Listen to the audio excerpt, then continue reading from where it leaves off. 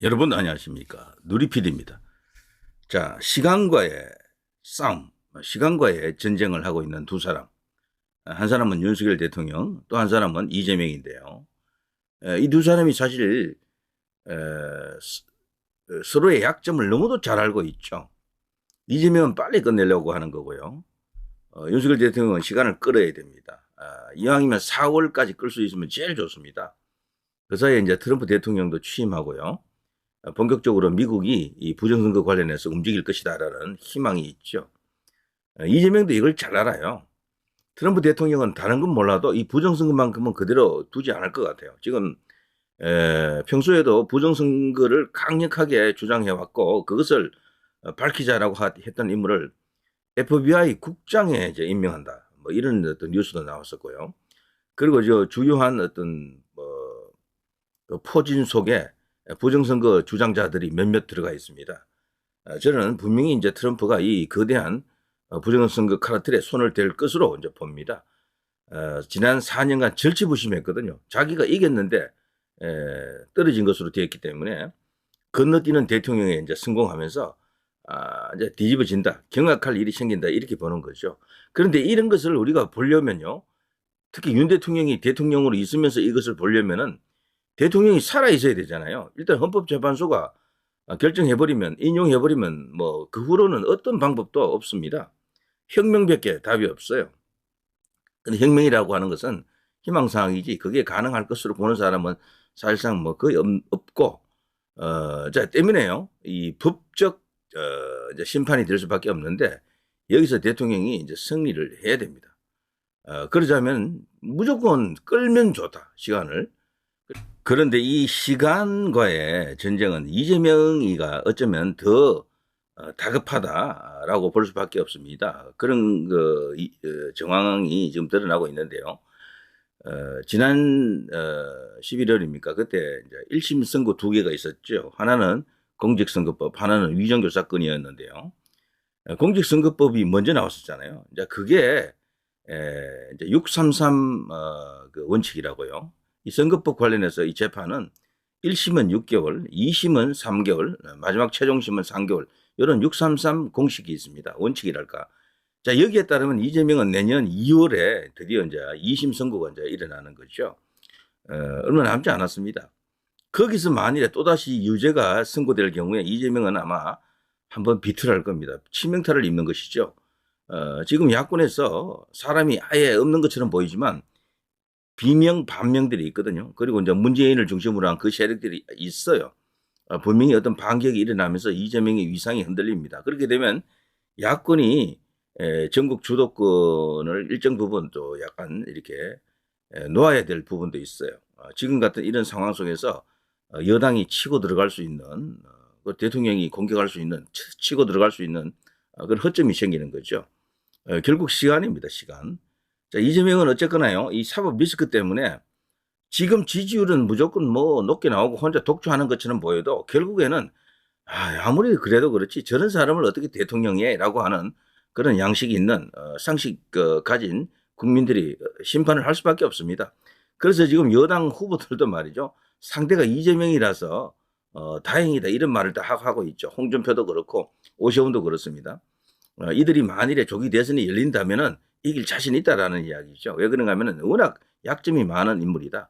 이재명의 저 사법 리스크는 지난번 대선 때는 대장동 하나 정도 언급이 됐지만 이번에 그때 법인카드 정도 하고요. 이번에 이제 대선이 열리게 되면은 만일에 이재명을 공격할 수 있는 소재가 무궁무진합니다.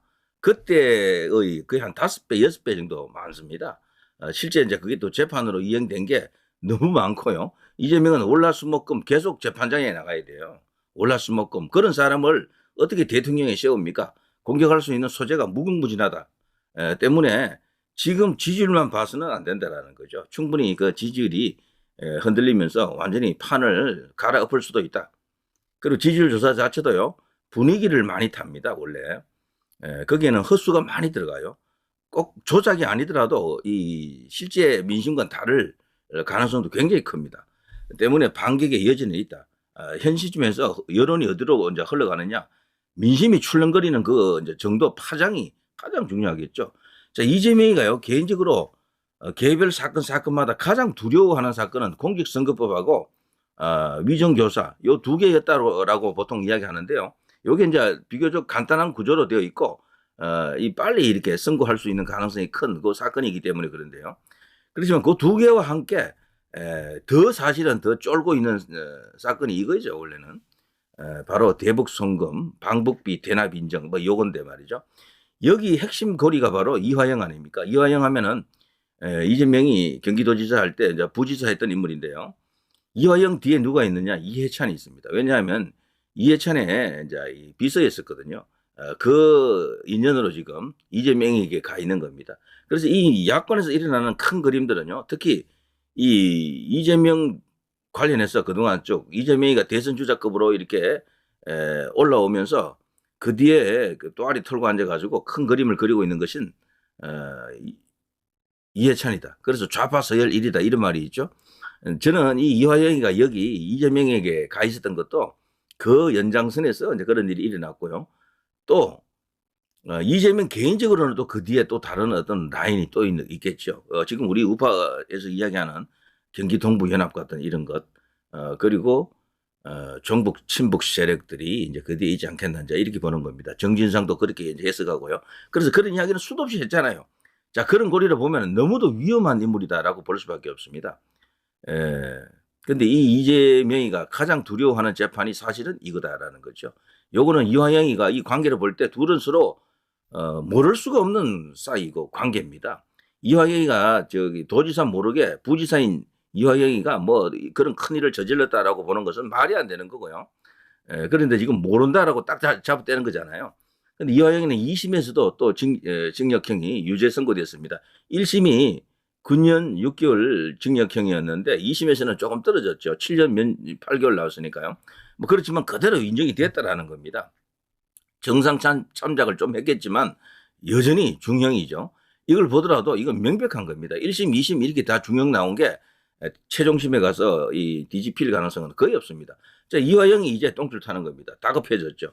이렇게 되면요, 3심에서도 그냥 감옥 가는 거예요. 이렇게 되면은 이재명이 설령 대통령이 된다 하더라도 이건 제가 망언이 아닙니다. 그냥 상상을 해보는 거예요. 자, 이재명이가 대통령이 된다 해도 못 구해줘요. 이 이화영이를. 이렇게 되면. 그래서 이재명이가 지금 이제 다급할 수밖에 없고 지금 상당히 이제 불안할 수밖에 없습니다. 잠 못 든다 뭐 이렇게 볼 수가 있는데, 자, 이렇게 되면 이화영 쪽에서 분명히 어떤 다른 액션이 나올 수가 있습니다. 지금까지 무슨 공작에 계속해서 응하했다가 뭐 어떤 데는 또 검찰이 협조하는 척 했다가 왔다리 갔다리 좀 했거든요. 그렇지만 이제는 사실상 끝난 것 같아요. 2심까지 이렇게 나와버리면은 이화영으로서도 자기도 살고 봐야 될 거 아닙니까? 감옥 가 있는데 이재명이가 도움 줄 수 있는 방법이 없다라고 이제 봐야 됩니다. 그러면은 대법원 최종심에서는 글쎄요, 자기 나름으로 양심 고백을 할 가능성이 크다. 양심 고백을. 그래서 유죄 취지의 파기환송을 노릴 가능성이 큽니다. 유죄 취지, 무죄가 아니고. 왜냐하면 지금 그 상태에서 무죄를 또 주장하면요, 그대로 인정이 돼요. 그대로. 2심 재판 이 정도가 그대로 인정이 되면서 그냥 박살나는 거죠. 보통은 파기환송을 이제 원하는 쪽은요, 무죄 취지를 이렇게 주장하는 경우가 많습니다. 조국이가 지난번에 그랬죠. 아니면 대폭 이렇게 형량을 감경받기 위해 가지고 경감받기 위해 가지고요, 법 적용이 잘못되었다라는 주장을 하는데, 이화영이 같은 경우는 1심, 2심이 거의 같은 구조로 되어 있고요. 이 판결 내용을 보더라도 거의 같아요. 그래서 대부분에서 그걸 흔들 가능성이 없다라고 본다 그러면은 결국에는 유죄는 유죄인데, 그렇지만 파기환송이 필요하다. 검찰에서 다시 자신을 이렇게 구형할 때 구형량을 좀 낮추기 위한 그런 파기환송을 이렇게 요구할 가능성이 큽니다. 그러자면 양심 고백이 나와야 돼요. 그리고 정직한 어떤 그런 법정 진술이 또 터져야 되는데요. 그러자면은 대부분에서 그것을 인정할 수 있는 뭔가를 기다리겠죠. 자, 그걸 보면 이재명으로서는 이게 이제 이화영이가 일종의 엄청난 화약이 되는 것이다. 여기가 지금 다이너마이트가 될 수가 있습니다. 여기서 큰 뭔가를 터뜨릴 수가 있겠죠. 자, 이런 것을 고려하게 되면 이재명 본인이 빠져나갈 틈이 없는 겁니다. 이 둘의 관계는 지사와 부지사는 이거는 뭐 그냥 하나예요, 하나 몸이. 그리고 그 뒤에 그 해찬이 있다고 제가 말씀드렸잖아요. 완전히 하나로 본다 그러면 모든 걸 다 알고 있다라고 봐야 됩니다. 그걸 모른다고 잡된다라는 것은 말이 안 되는 거고요. 요거 1심도 사실은 내년 상반기 3월, 4월 이때 있거든요. 그래서 시간을 윤 대통령이 끌 수만 있으면 이재명을 잡습니다, 무조건. 공직선거법으로도 위정교사 그것도 1심이 말이죠. 김동연 판사, 그 사람이 아니고 다른 판사였더라면 그런 결과가 나왔겠습니까? 그래서 줄줄이 유죄 이런 게 막 터진다니까요. 그 상황 속에서 공직선거법으로 이 피선거권이 날아갈 수도 있고 2심에서 말이죠. 그걸 확정되는 것은 아니지만 거의 이제 분위기가 이제 익어가는 거죠. 1심에서도 유죄, 2심에서도 유죄. 그러면 이 지지자들도 흔들릴 수밖에 없습니다. 특히 야권 성향, 이재명 개딸이 아닌 그냥 야권 성향 그 지지자들이 있거든요. 아, 이재명으로서는 위험하다. 저거 사법 리스크로 걸려서 그냥 아웃된다. 그러니까 거기서 벌써 큰 이동이 일어날 겁니다. 표심이 흔들린다라는 거죠. 거기서 이제 대통령이라든가 우리 여당에서 치고 들어갈 수 있는 그런 약점을 잡을 수가 있습니다. 자, 아무튼 이재명이가 지금 이걸 엄청나게 두려워한다. 가장 두려워하는 사건은 개인적으로 요거라고 제가 여러 번 이야기했는데요. 요게 사실은 먼저 재판이 일어났더라면 어땠을까라는 그런 어떤 생각도 있는데 어쨌거나 지금 상황이 그렇죠. 자, 이재명 똥줄 타는 겁니다. 지금 이 정도로. 이재명 대북 송금 재판 법관 기피 신청까지 할 정도로요. 지금 이거 엄청나게 지금 부담을 느끼고 있는 게 지금 나타나고 있죠. 그 재판장이 저기 이화영에게 1심 9년 6개월을 선물했던 그 판사가 되다 보니까 지금 아주 패닉한 상황입니다. 이게 이제 들어가면 되면은요 이재명이가 가령 주범 종범 같은 이런 관계가 되겠죠. 서로 공동 정범이라든가 그건 아닐 겁니다. 왜냐하면 지사와 부지사는 서로 간에 동격이 아니에요. 급수 차이가 있지 않습니까? 주범이 이재명이 되는 거죠. 그러면 이화영이가 9년 6개월 7년 8개월 이렇게 나오는데 여긴 더 많이 나오는 거예요. 그러면은 15년 막 이렇게 나온다고요. 그러면 바로 법정 구속이에요. 그렇게 형량이 높은데 그것을 법정 구속 안 하면 그거 자체가 판사가 이재명을 너무 봐주는 거잖아요. 1심에서만 무조건 나와도 법정 구속이라니까요. 그래서 시간만 내년 4월까지만 끌 수 있으면 또 4월이 되면요. 그게 헌법재판관 둘은 또 날아갑니다. 임기 만료가 돼가지고요. 이제 그 문재인이 임명한 두 사람이 사라지거든요. 모든 것들이 그리고 트럼프 대통령 제가 아까 말씀드린 것처럼 뭔가 작용을 한다. 부정선거 관련해서 움직인다. 이렇게 되면은 시간은 윤석열 대통령이 결국 이길 수 있는 그런 구도로 갈 수 있다. 결국 시간과의 싸움입니다. 시간과의 싸움. 시간은 이재명의 편이 아니다. 윤석열 대통령의 편이다. 빨리 끝내면 이재명이가 유리하고 끌수록 윤 대통령이 유리하다. 그래서 윤 대통령 구하기에 있어서 가장 중요한 것은 이 지연 전술입니다. 지연 작전.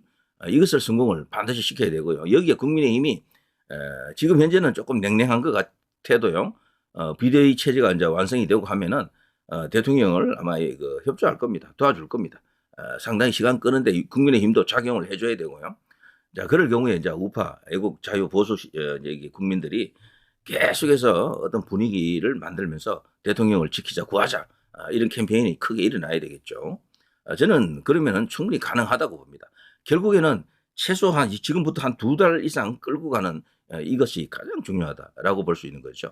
때문에 국회에서 일어나는 모든 것에 대해서 지연 전술 이것이 최고의 상황이다. 최고의 전법이다. 전술이다. 이렇게 볼 수가 있겠습니다. 자, 누리 PD 김준희였습니다.